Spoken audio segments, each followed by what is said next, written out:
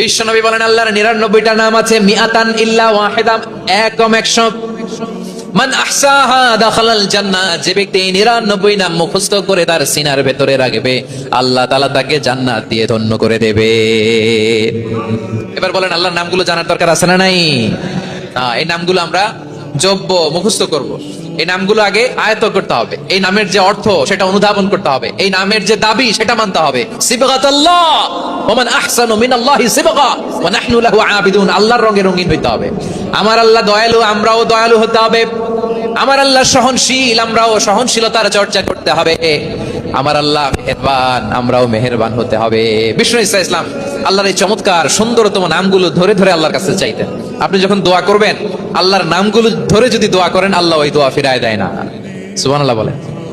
আপনি যদি দোয়ার মধ্যে বলেন ইয়া রহমান, সবাই বলেন ইয়া রহমান, ইয়া রাহিম।